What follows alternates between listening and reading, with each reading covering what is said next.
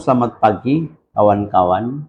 Kita akan membahas satu tema yang menarik dari 2 Petrus pasal yang kedua. Nah, temanya di sini adalah tentang nabi-nabi palsu dan guru-guru palsu.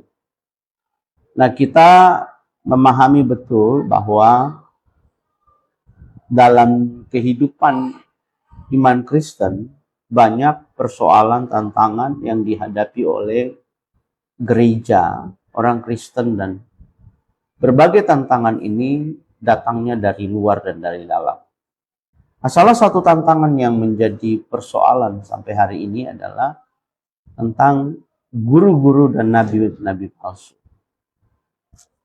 Dan sebenarnya kata Alkitab bahwa mereka ada bersama-sama dengan kita dan ada di tengah-tengah kita. Sama seperti ilalang dan gandum tumbuh bersama-sama. Kelihatannya sama, kelihatannya baik, dan kelihatannya memang melayani Tuhan. Tetapi dari apa yang mereka perbuat, dari apa yang mereka lakukan, maka kita bisa mengenal mereka. Apakah mereka guru palsu atau nabi palsu, atau mereka guru yang benar atau nabi yang benar. Nah, setidaknya saya catat dari pembacaan 2 Petrus pasal yang kedua ini, guru palsu, nabi palsu itu mereka mengajarkan ajaran-ajaran yang sesat. Tentu tidak sesuai dengan dasar-dasar firman Tuhan. Apakah Yesus adalah Tuhan atau tidak? Ini menjadi persoalan yang beberapa waktu lalu kemudian ada ajaran yang mengajarkan bahwa posisi Yesus ada di bawah daripada Allah.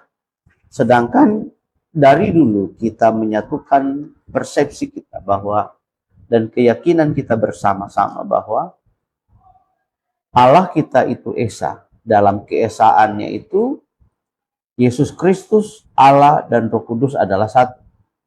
Dan itu tidak terbantahkan lagi sampai hari ini. Kuasanya dan mujizatnya, apa yang ia telah lakukan, dan kita tidak bisa sangkal. Nah, memang kita menghadapi ajaran-ajaran sesat yang cukup banyak. Karena ajaran-ajaran ini kemudian membelokkan iman orang-orang Kristen. Kemudian iman orang Kristen ini tidak berdiri pada esensi kebenaran lagi, tetapi malah melenceng. Lalu orang-orang ini berkata bahwa yang kami ajarkan adalah kebenaran. Yang kami ajarkan adalah firman Tuhan.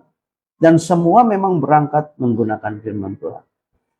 Tetapi apakah benar bahwa orang-orang ini mengajar dengan dasar firman Tuhan?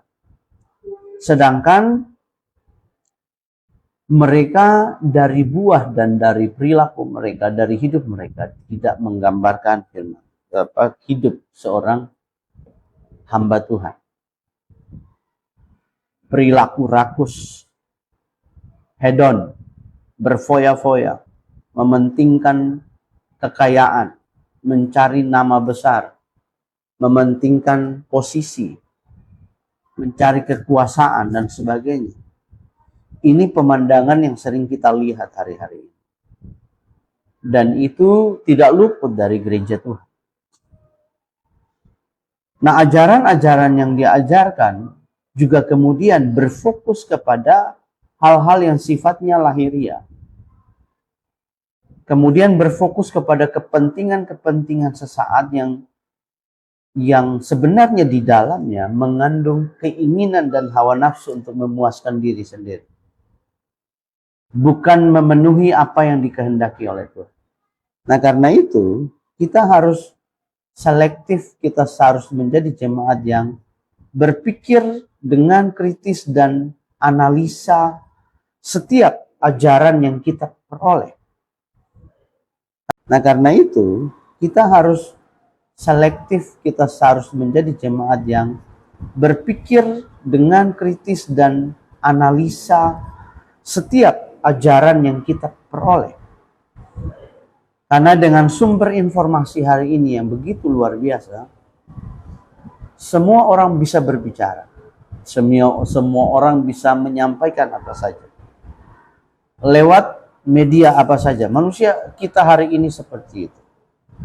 Tapi mari lihat apakah ajaran ini lurus sesuai dengan kaidah-kaidah kebenaran, atau yang sesuai dengan apa yang disepakati oleh gereja dan dipercayai oleh gereja bersama-sama. Yang kedua, mereka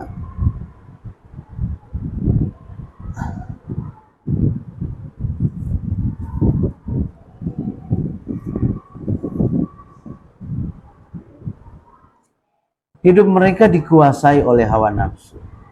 Guru palsu dan nabi-nabi palsu, hidup mereka dikuasai oleh hawa nafsu. Mereka tidak hidup dalam kesederhanaan. Mereka tidak hidup di dalam apa yang dimaksud oleh Tuhan, pengendalian diri. Yang mereka kejar adalah kepentingan. Yang mereka kejar adalah nama baik. Mereka kejar adalah uang. Sehingga kadang-kadang gambaran bahwa seseorang diberkati adalah ketika dia punya mobil mewah, rumah mewah, dan sebagainya. Sedangkan kalau kita mau meneladani Yesus dan para murid, para rasul, dan sebagainya, ya sebenarnya mereka adalah orang-orang yang hidup dengan sederhana. Mencukupkan diri dalam segala hal. Bukan berarti mereka tidak punya kesempatan untuk menjadi kaya, menjadi terhormat, menjadi sangat terkenal dan sebagainya. Tetapi mereka menahan diri dan menguasai diri untuk itu. Lalu apakah kita tidak boleh hidup dengan kondisi di mana serba kecukupan, bahkan cenderung mewah dan sebagainya? Bukan begitu intinya. Intinya bahwa kita memiliki pola hidup, cara hidup yang sebenarnya diajarkan oleh firman. Orang boleh bisa saja kaya, bisa saja sangat berkelimpahan, tetapi pada prinsipnya hidupnya adalah hidup yang sederhana, hidup yang bisa menahan diri, hidup yang tidak berfoya-foya, hidup yang tidak mengumbar hawa nafsu, tidak mengedepankan keinginan hawa nafsu yang meluap-luap, menjadi sombong, angkuh, dan tidak punya aturan. Nah, banyak orang kayak begitu. Ketika sudah kaya, sudah punya ini dan itu, lupa diri. Nah, banyak guru palsu dan nabi palsu seperti itu hidup mereka. Mereka hidup dalam kepalsuan. Mereka tidak hidup dalam kebenaran.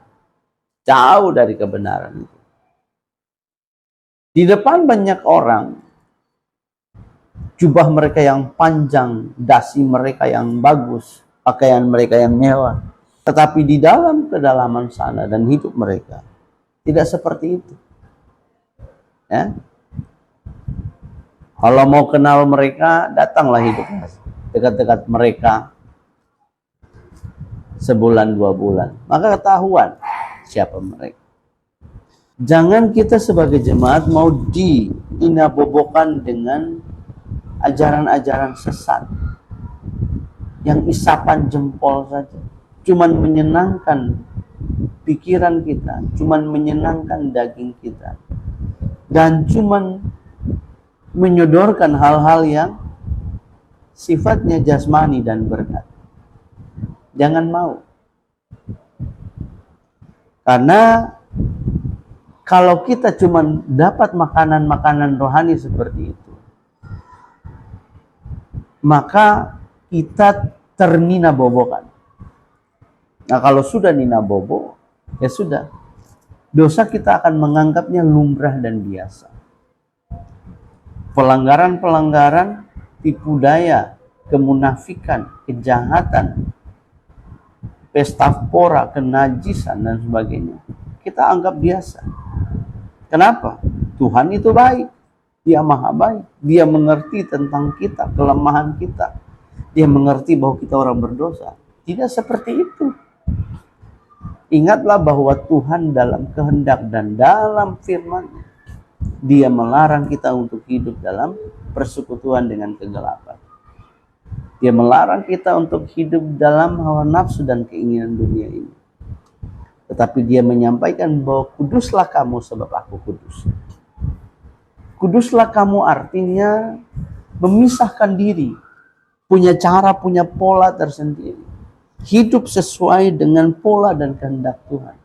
Yang kemudian pola dan kehendak Tuhan, cara hidupnya Tuhan itu berbeda dengan cara hidup dunia. Nah karena itu, memisahkan diri, mengususkan diri untuk Tuhan, itu tidak mudah. Tetapi, kita harus berjuang untuk melakukan. Itulah yang disebut sebagai orang pikul salib.